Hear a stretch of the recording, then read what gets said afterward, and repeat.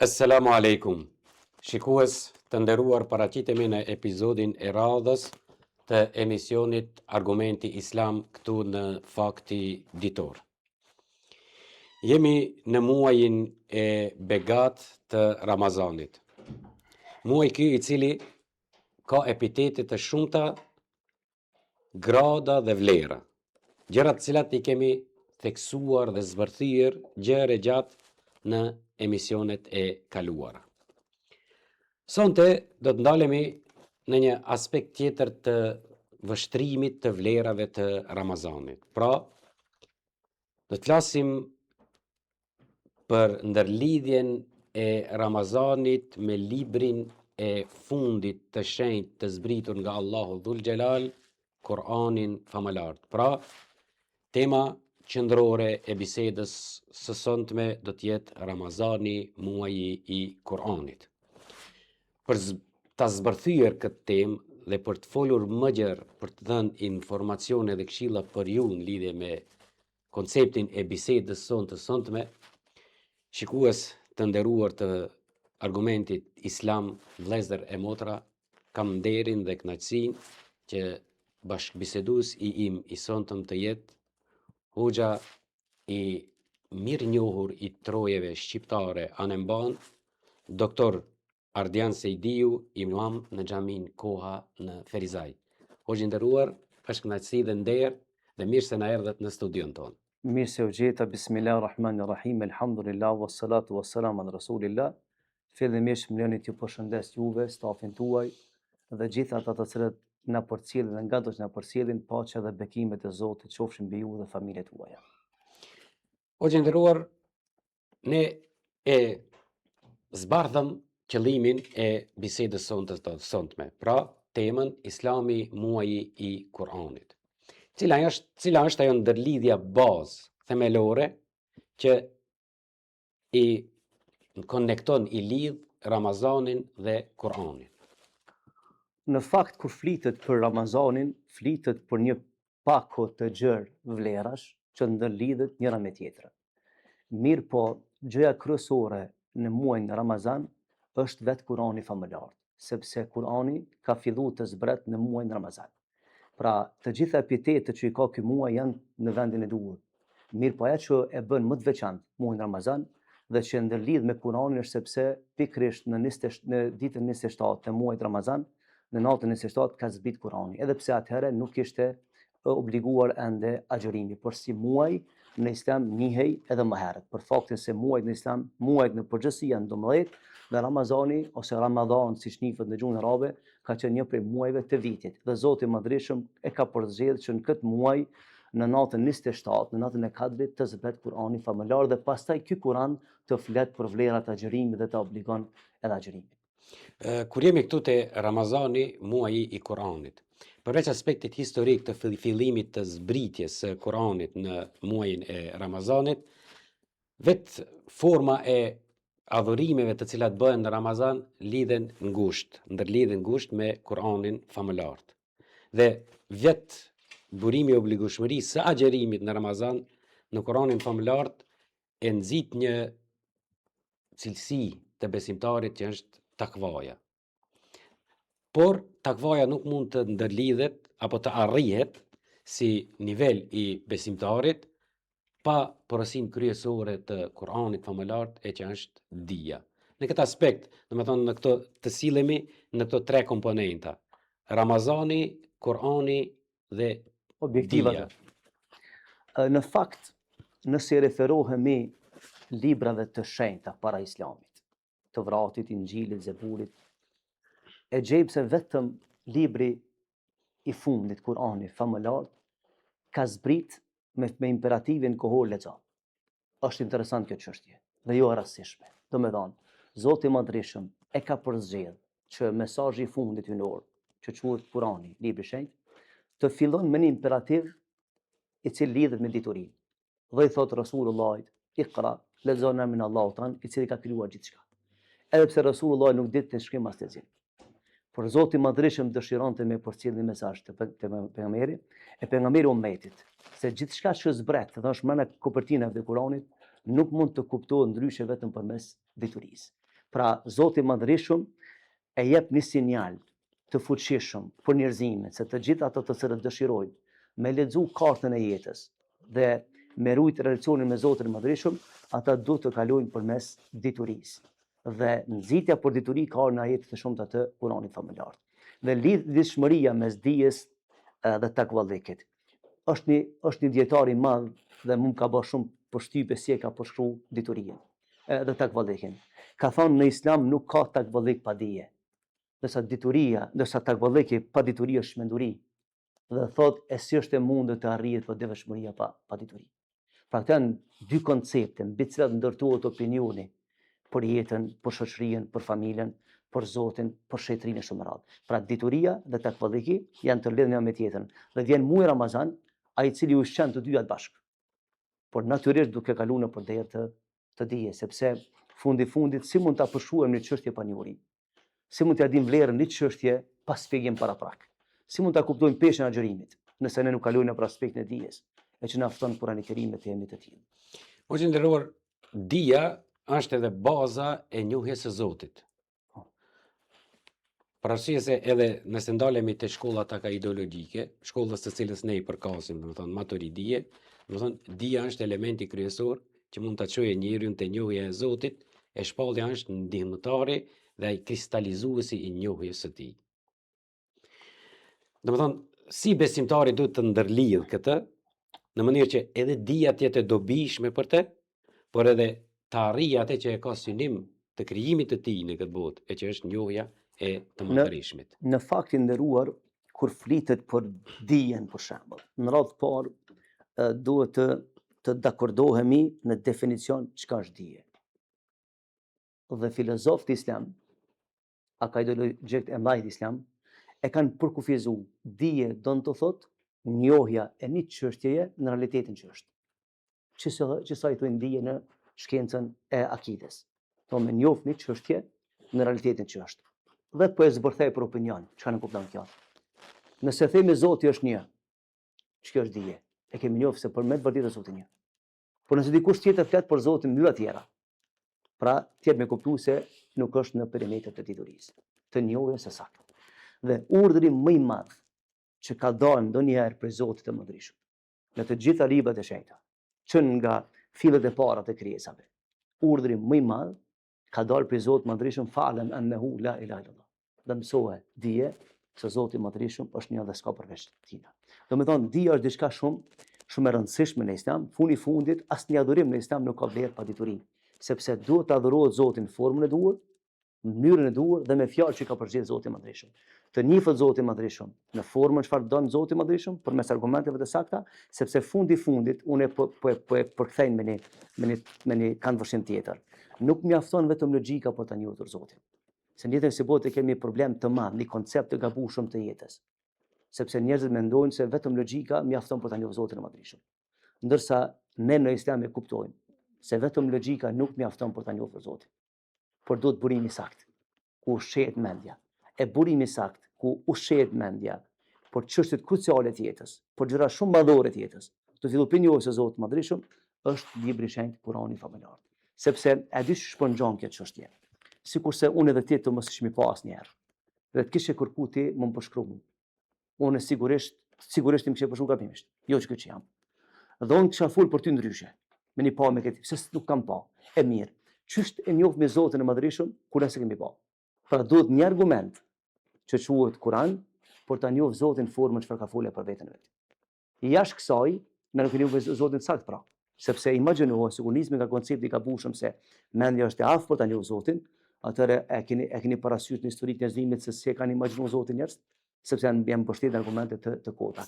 Pra Kurani është burimi i gjitha dijeve, sepse është fjala e Zotit të Madhërisht, brenda kopertinave të Kuranit është komplet jeta e njeriu dhe jo vetëm, por ajo që e din njeriu dhe që nuk e din, që i takon me ditë dhe si takon me ditë, dhe gjithçka që ka filluar dhe mbaron, pej fillit të para të krijimit të tokës dhe qiellit, deri në ditën e fundit ku përfundon gjithçka, janë të përmendur në librin e shenjtë, e njeriu është një kërkues i madh, një eksplorues i madh i asaj që rrethon jetën e bote, por duhet me shku të rëndit argumentet duke filluar nga e para Kurani familjar. Pra lidhshmëria e xhirimit e Ramazanit me Kur'anin është jashtëzakonisht e fuqishme, sepse e kthen njeriu në origjinalitet. E bjen me një nivel që ai duhet i mbështetet argumenteve të dijes dhe të ushqehet dhe shpirtin dhe ndërgjegjet. Njeriu duhet ta ndjejë një gjë që pastaj ta eksploroj edhe ta zbatoj si rregull të tij në formën si ai e zgjedh të jetoj. Dhe historia e njerëzimit, ashtu siç e theksuat edhe ju, ka dëshmuar se njeriu sa herë që është bazuar mbi aftësitë e veta të njohjes dhe perceptimit të sendeve, ka ndodhur edhe që të gaboj varësisht prej këndvështrimit nga i cili e ka vrojtu ai realitetin që e ka njohur ai në thojza. Sikur për shembull, kur i kanë marrë atë të verbrit edhe i kanë shtyrë që ta definojnë pamjen e elefantit. Varësisht nga cili kënd ai e ka shikuar atë, e ka prek, e ka perceptu, ai e ka definu. E që pastaj ka dalë si një krijesë krejt tjetër që de facto s'ka qenë elefant. E Kur'ani famëlart, domethënë është ai i cili neve na jep definicionin e saktë të krijuesit ton dhe të qëllimit të ardhes son në këtë botë. Dhe kjo ndërlidhet edhe me çdo adhurim, po te agjerimi në veçanti.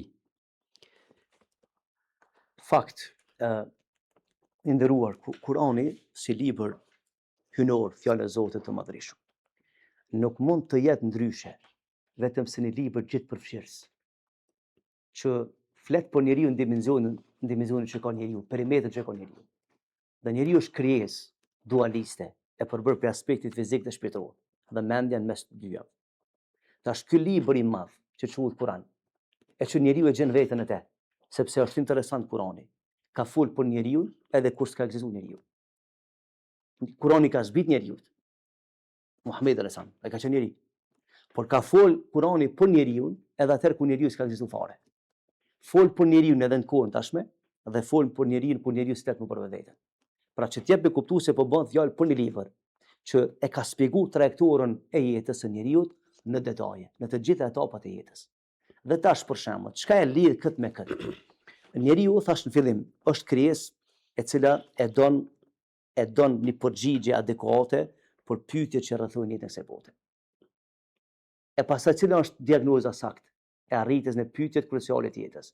Ka marrë? Pse jam në dunjë? Dhe ku shkoj? Atëherë do të patjetër me gjetë një argument sakt. Dhe ky argument i saktë është dija e Zotit në Kur'an, që ja ka eliminuar njeriu dyshimet e mundshme për përjardhjen, për objektivat e jetës dhe për rrugtimin në jetën e përjetshme. Dhe Kur'ani ka shpjeguar. Dhe tash, Kur'ani famëlart e fton njeriu që përveç që ushqimit të mendjes me argumente të sakta të jetës, e fton që ta ushqen edhe shpirtin. Dhe ushqimi i shpirtit është një prej adhurimeve që ka parapoj Islami, është Ramazani. Pse? Sepse agjërimi me një farë forme ja hek maskat, domethënë njeriu, maskat e egoizmit dhe të materiales. Dhe bjen në shpirtërorën. Keni pa për shembull sikurse çepa. Sa më shumë të heq me fletat, ai më shumë djeg, sepse i afrosh realitetit, origjinalitetit. Dhe vjen agjërimi, këtë njeri i cili është qenie shpirtërore, ja hek maskat e materiales, zbashku me argumentet kuranore që ja hekin maskat e padijes. Dhe bën njeriu me një stad shumë të rëndësishëm. Për këtë arsye, fundi i ajetit në Kur'an, që është bë obligim agjërimi, thotë ju të bëni të devotshëm. Kalon përmes kanaleve të dijes, filtrohet në aspektin shpirtëror dhe ky njeri pastaj i arrin pedestal më të larta të mirësisë në jetën e bote. Dhe është edhe vlen të theksohet edhe një argument tjetër, se kontinuiteti i adhurimit në një Zot nuk ka ndërprej kurrë. Edhe këtë e zbulon Kur'ani, sidomos te obligimi i agjërimit. Ju e cekët më herët ku ai thotë se finale është devotshmëria. Mirpo Allahu thotë, o ju të cilët keni besuar, u është bërë obligim agjërimi ashtu siç ishte obligim edhe i atyre që ishin para jush. Format, normal se kanë qenë të ndryshme. Koha. Mira ma, po edhe format e agjërimit mbase kanë qenë të ndryshme. Sepse për këtu, ju sigurisht se mund të zbërthejeni varësisht prej njohurive, por esenca është se prej të njeriu i parë dhe deri te njeriu i fundit, i cili do të frymojë në sipërfaqen e tokës, e kanë qëllimin e përcaktuar nga Allahu Dhul Gjelal, pavarësisht pastaj ndërhirjeve të tjera gjatë historisë së njerëzimit. Në pjesën e ajetit ku Zoti i Madhërisht e thotë se ashtu siç ka qenë obligimi dhe ndaj atyre që para jush, kjo është një konfirmim shkencor se agjërimi si adhurim është trashëgimi e vjetër njerëzore, është adhurim i vjetër me cilën Zoti i Madhërisht i ka obliguar pejgamberët paraprak të adhurojnë Zotin e Madhërisht. Dhe pastaj kjo vlerë dikur në histori me kalimin e kohës është neglizhu, është anashkalu, madje edhe ka deviju. Pastaj zbret Kurani famëlar, sepse Kurani fundit është verifikues i atyre librave që kanë qenë para Kuranit, vërtetuesi i tyre asoj të saktës dhe paralajmërues për dështimet e tyre. Pra ka ardhur për mi verifiku gjanat. Dhe ky ajet në Kuran që Allah e përmend, sikurse ka qenë obligim ndaj atyre që para jush, ka dashur me dhënë dy kuptime. Një e para se si adhurim, agjërimi është adhurim i vjetër, në mënyrë që Zoti ka zgjedhur për robt për me adhuru Zotin e Madhërisht. Dhe e dyta, që ti thot muslimanëve se kjo është libër përfundimtar, mesazhi i fundit, dhe duhet të korrigjohen gabimet historike, trashëgimore të atyre që ishin para jush dhe të vinin në vendin e duhur gjanat siç ka thënë Zoti i Madhërisht. Dhe më lëni t'ja them një çështje për shembull, kur patëm te logjika dhe gjetja argumenteve. Islami i ka pesë shtylla. Jo në kuptimin e shahadetit zeqatit, po them kështu. Po i ka 5 boshte mbi të cilat ndërtohet komplet shariati islam. Një prej boshteve mbi të cilat mbështetet shariati dhe zhvillohet shariati islam ka për qëllim i thonë hifdhul aql. Qëllimi me rujt njeriu në aspektin logjik. Mos me leju logjikës me imagjinu gjërat të cilat si takojnë. Sidomos për Zotin, për shoqërinë e shëndërave. Dhe çështja e dytë, shtylla e dytë e kësajna, është me rujt origjinën e adhurimeve ndaj Zotit Madhërisht. Relacionin krijues dhe krijesë.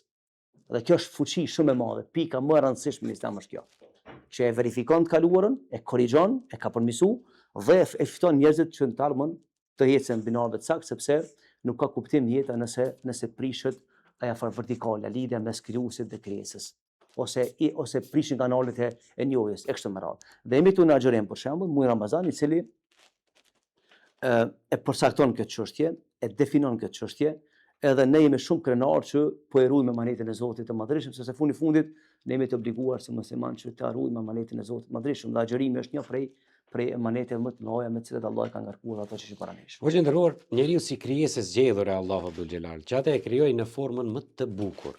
Laqad halaqna al-insana fi ahsani taqwim.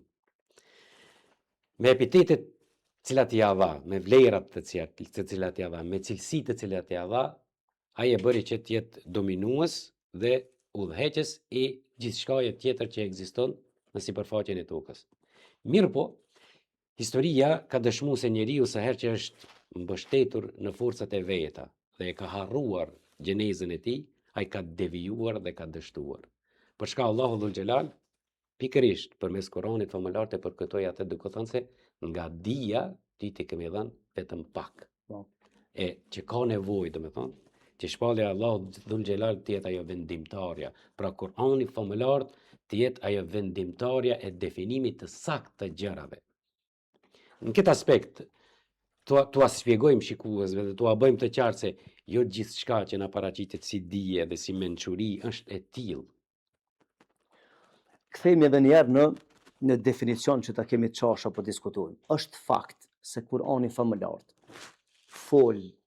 flet për njeriu në dy anë të medaljes. Asnjë libër këtë dunjë flet për njeriu si flet Kurani. Në faqen e parë të medaljes, Zoti i Madhërisht fol për njeriu në atë aspektin pozitiv. Domethënë si qenie e përzgjedhur, mëkëmse, e dijshme, misionare, vendimtare, e sigurt, e sinqert, e kështu me radhë, deri në superlativ. Dhe në anën tjetër të medaljes, Zoti i Madhërisht i përmend edhe pikat e dobta ku ka njeriu.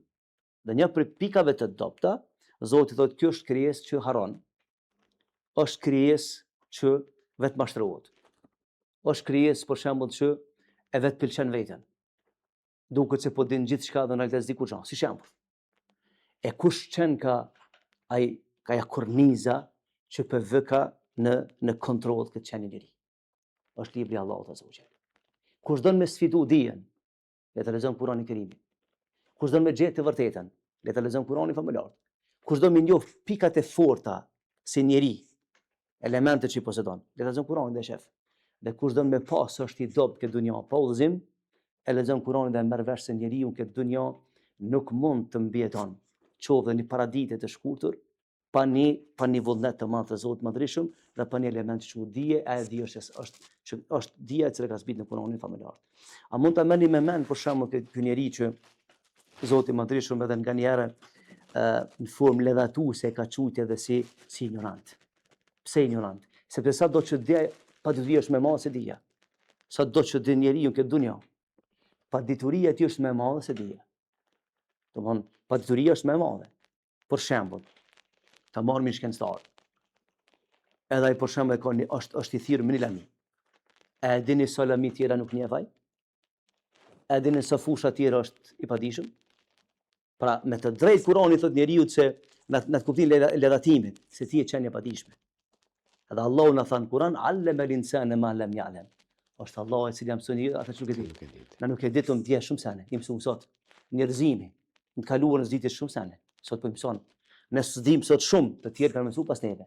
Krejt kjo, domethënë me rahmetin e Allahut azza wa jall, kjo krijesë e cila bën dallim mes krijesave të tjera, përmes potencialit intelektual, e duhet një ushqyes i sakt. Ushqyesi i sakt është libri i Allahut azza wa jall, që e shtyn njeriu ndaj proceseve të jetës. Pra lidhshmëria është shumë e madhe, sepse nuk mund të imagjinohet kjo fe pa dije.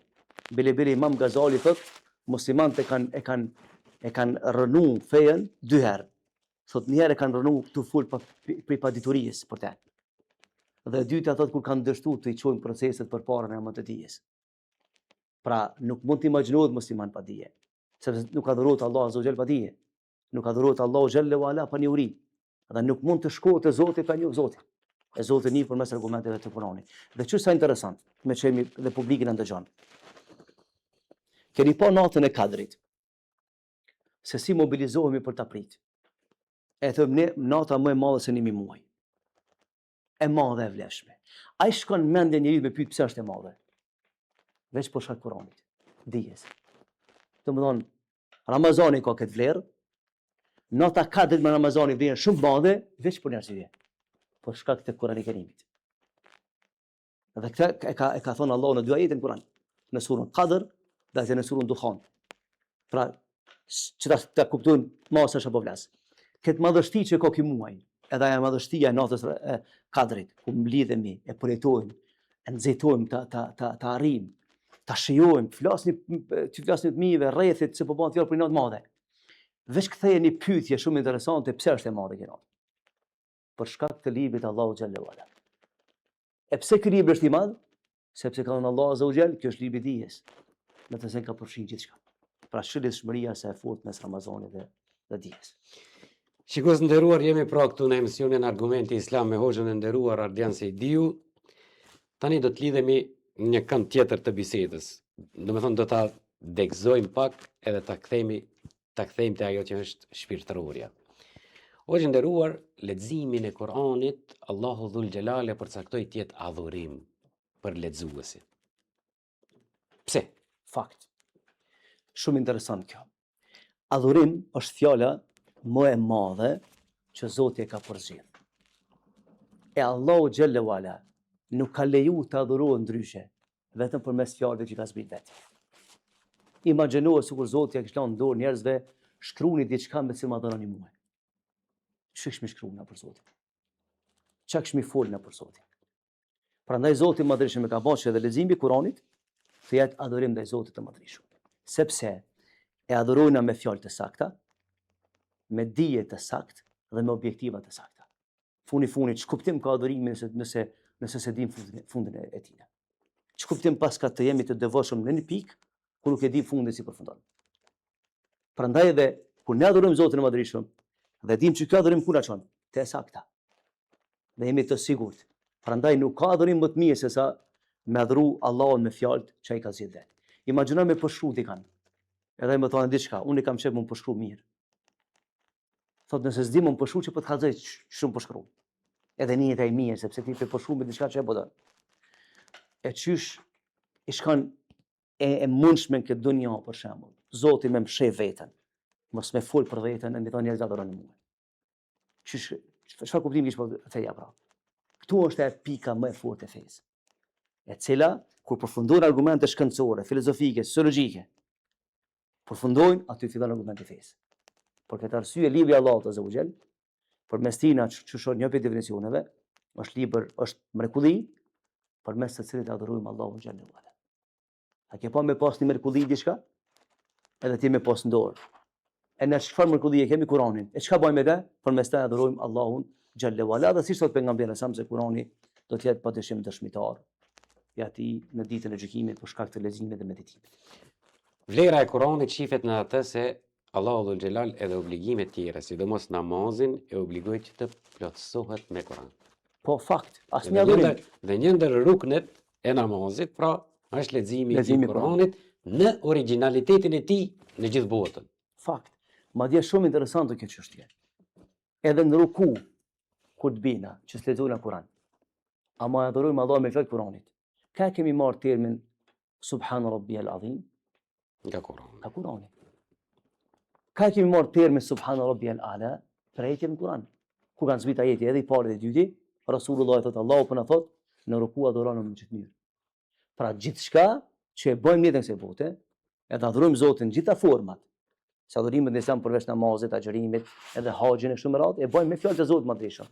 Pra Kurani është na nuk mund ta përshkruajmë me një fjalë për çka po bën fjalë. Ma shumë se sa fjalë e Zotit madhreshëm. Edhe ti mbledh me këto autorët e botës në gjëra në emër të Kuranit. S'kishim mundja gjë. Që ta përmbledh me fjalë. A nuk mjafton argumenti se fjalë e Zotit? Edhe pikë. Dhe Allah thotë për të shtë për dikujt tjetër s'kish pas fuqi. Edhe një ndërlidhje tjetër, sepse jemi edhe në minutat e fundit. Me të vërtet, kjo është një temë e gjerë, ka shumë për të diskutuar, mirë po hoxhi nderuar, ta përmbyllim me atë që Allahu dhul Xhelal ta inna nahnu nazzalna dhikra wa inna lahu lahafidhun. Forma e ruajtjes së Kuranit ishte që pejgamberi sallallahu alaihi wasallam në Ramazanin e fundit të jetës së tij ja përsëriti dy herë. Domethënë prap lidhet Kurani me Ramazan. Dhe Ramazani. Fakt. Është interesant kjo. Jo rastisht Gjibrili në Ramazanin e fundit Rasulullah ja lexon Kuranin dy herë. Dhe dietarët kanë thonë kjo është mesazh, jo se pejgamberi kishte harruar. Për arsye se Allahu xhallahu ala e ka garantuar në Kur'an se pejgamberi nuk e harron Kur'anin. Dhe kjo ka qenë për mrekullive më të gjalla që mund të argumentojmë se ka qenë dërguari i Allahut. Që një shembull shumë thjesht. S'ka dishim pas lexim. Edhe Allah thotë lexo. Çuçi thu dikujt lexo kur nuk dishim pas lexim. Po pse ka thënë Allah lexo? Për një arsye. Sepse i ka foli gjithfuqishmi, ai cili në sekondë banierë me kuptuar tash apo thotë. Dhe e dyta, s'ka dishim lexim sepse nuk mund të njolloset dija e vërtetë me pavërtetë. Dhe tash për shembull në Ramazan kanë lexuar dy herë. Dhe pejgamberi sa shpjegohet prej transmetive ndryshme se edhe pa Xhibrilin i ka kushtuar rëndësi të madhe Kuranit familjar. Edhe sahabët e Rasulullahit ka pas petune që kanë bë dy herë në ditë në Ramazan hatme Kuranin familjar. Pra kjo është muaji i dijes. Dhe si sot Imam Shafiu, po të kisha pat mundësinë në kësaj bote, në ditën e parë të Ramazanit deri në Bajram e kisha mbyll veten me një dhomë 4 murave vetëm me librin e Allahut xhallahu ala, me Kuranin familjar. Për shkak të vlerave që ka. Po ja që do të më dalë me popull dhe me diskutu, edhe sikurse po shputna pak prej lidhshmërisë me Kuranin. Pra s'ka kuptim agjërimi nëse ne nuk reflektojmë kuptimin e leximit të librit të Allahut azza wa jall. Andaj ne duhet ta pasurojmë këtë agjërim më së shumti duke lexuar Kuranin dhe dëgjuar fjalët e Zotit të Madhërisht. Po që nderuar, kaq ishin minutat e parapara për këtë emision, nëse ju e vlerësoni se duhet diçka të thënë shikuesve në mënyrë që ta kuptojmë thelbin e kësaj teme, duke lutur Allahun që të kemi dëpërtuar dhe ta kemi thënë atë që e kishim për qëllim, është momenti. Faleminderit edhe një herë për ftesën, unë ju dëshiroj agjërim të lehtë dhe të pranuar gjithë agjëruesve anë kanë botës islame, dhe mesazhi im është që ata të përkushtohen kësaj feje, sepse është një muaj me një paketë të madhe, dhe në paketë të madhe, pakut të madhe të vlerave, njeri merr secili sa don. Mirë, po më i mirë se ka marrë komplet. E komplet është me dalë për këtij adhurimi të madh, me një uri të thella për Zotin e Madhërisëm, për jetën, për familjen, dhe me dalë fitimtar me sevapet ndaja në Bajram. Zoti ju shpërblet. Po që ndëruar dhe njerë ishte kënaqësi, me shpresë se nuk do të jetë takimi ynë i fundit, por do Inshallah. të vazhdojmë bashkëpunimin edhe në të ardhmen me emisionin Argumenti Islam dhe portalin Fakte Ditor. Faleminderit shumë. Ishte kënaqësi, Zoti ju shpërblet. Amin. Faleminderit. Kurse juve shikues të nderuar, ju falenderoj për vëmendjen me të cilët na ndoqët, me porosin që Kur'ani të jetë shoqëruesi i juaj në çdo çast të jetës suaj. Assalamu alaikum wa rahmatullahi wa barakatuh.